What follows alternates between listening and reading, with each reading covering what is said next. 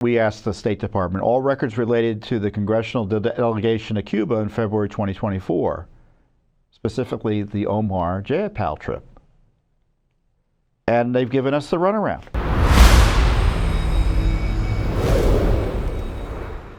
Did you know the extremist leftists in Congress visited the murderous communist regime of Cuba not that long ago? It's actually in February of 2024. A congressional delegation led by Democratic Representatives Ilhan Omar and Congresswoman Jayapal, Pramila Jayapal, she's from Washington State, and speaking of Minnesota, that's where Ilhan Omar is from. They went to communist Cuba in a kind of a secretive trip. It wasn't well reported. In fact, the American media didn't pick up on it. Let me see. Yeah, this is what happened. The trip had not been reported in Cuba state media until the Miami Herald reported on February 27th that Omar and Jayapal led a delegation of about a dozen people who visited the communist island, which has been under U.S. embargo for more than 60 years. The delegation to Cuba included a congressional staffer from the office of Barbara Lee, the congresswoman from California. Jayapal, who chairs the Congressional Progressive Caucus, and Omar have criticized the embargo and have advocated for the removal of the communist-controlled Cuba from the U.S. list of nations which sponsor terrorism. I mean, the regime is a murderous regime. They murder their own people. They murder Americans. Everything that you think they could be into, they are.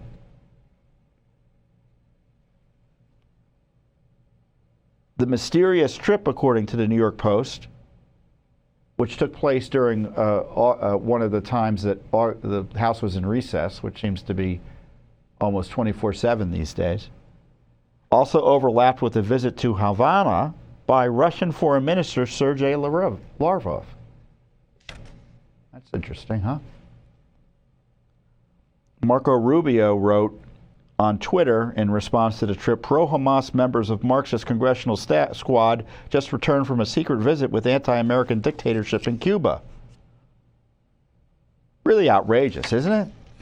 So we had asked the Biden-Harris State Department for documents about the trip. They track trips like this, obviously they do. And even if I don't know if we have an embassy there now still, maybe. Do we still have an embassy there? I don't think we do. I think Obama tried to open one. I forget how that all worked out. All records related, we asked the State Department, all records related to the Congressional delegation to Cuba in February 2024, specifically the Omar Jayapal trip. And they've given us the runaround. Straightforward request. State Department obviously monitored this trip. They were members of Congress. They probably were involved in helping it take place. That would be, again, standard operating procedure. And they're hiding records. And as I note in the press release, extremist leftist members of Congress traveled to Cuba to provide aid and comfort to the terrorist-supporting, murderous communist regime. What is the Biden-Harris administration hiding about this scandalous trip?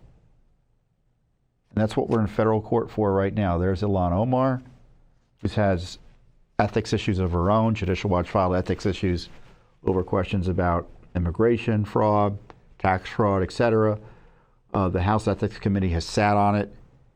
Jayapal is a notorious leftist, but she's the leader of the leftists in Congress.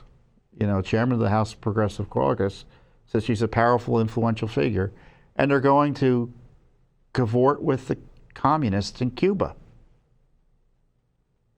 Unbelievable.